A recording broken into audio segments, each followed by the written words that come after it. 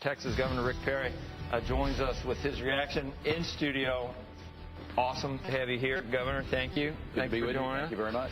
You are not, I don't think you're in trouble in terms of elections, and you're not in the House, so you can give us just an unvarnished take on what is this a good thing for the Republican Party in its process in 2014? Is it the mainstream media says this is just disaster? Yeah, I don't look at it as a partisan issue. It's not good for America. It's not good for our men and women, regardless of where they may be, regardless of your politics. I mean, the states are great laboratories of innovation. We're required to get our budgets balanced and work with both sides of the aisle. I don't understand why Washington can't do that. Was this the time for that fringe of the Republican Party to make a stand on Obamacare? Well, I think it was an appropriate time to talk about Obamacare and really get the American people's attention. We've known it's been coming for a long time, and in preparation for that, we've tried to educate as many people as we can about what a disaster it's going to be. It's the reason that we did not expand Medicaid in the state of Texas. It's the reason that we did not participate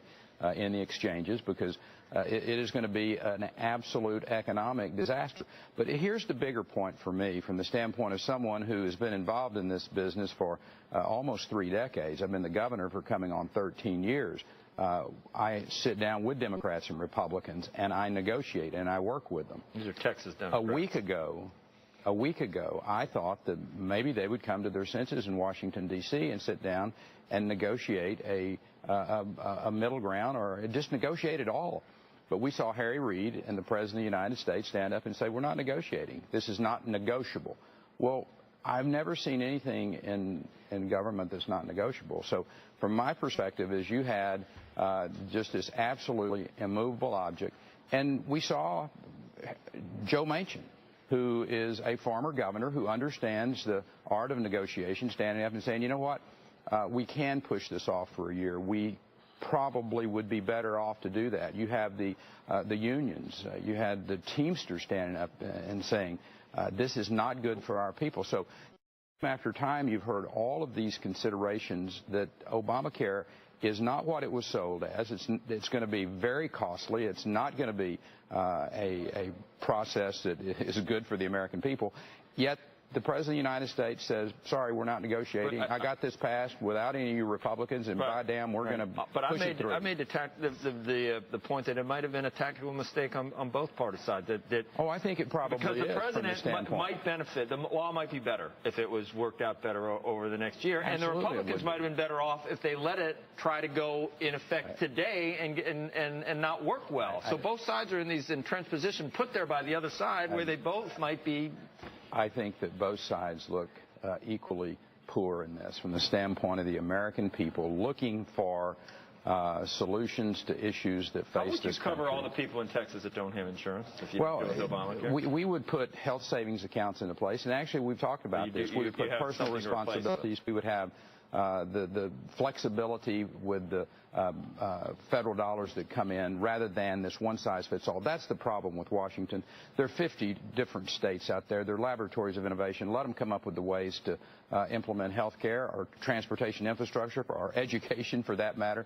But Washington is so stuck on, we know best, we're going to implement these programs that are going to be effectual for all of the people in this country. And the fact is they can't do that, and they are proving it day after day. Steny Hoyer was on just a little bit ago and pointed out that, look, this was the law of the land. It was passed. It was validated by the Supreme Court, and the American public has had the chance to vote on the man who sponsored the entire bill, and they voted him back into office. And we change pieces of legislation all the time with those same types of parameters. But you're talking about changing, not repealing. And that's what I talked about. Context? Should it be done in the context of the possibility of a government shutdown?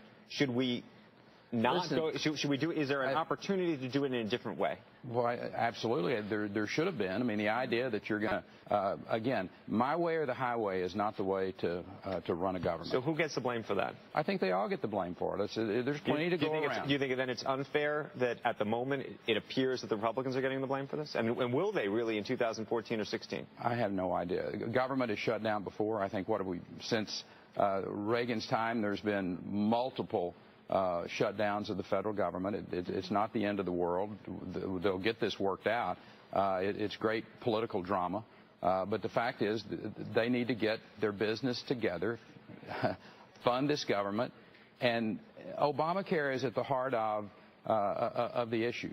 So if they've got the votes, they're going to pass the votes. Mm-hmm. And the fact is, then we're going to find out whether or not Obamacare is going to function or not. Here's what it does to the state of Texas if it is implemented the way it fully is put into place. It's $18 billion more. $18 billion more over the next 10 years.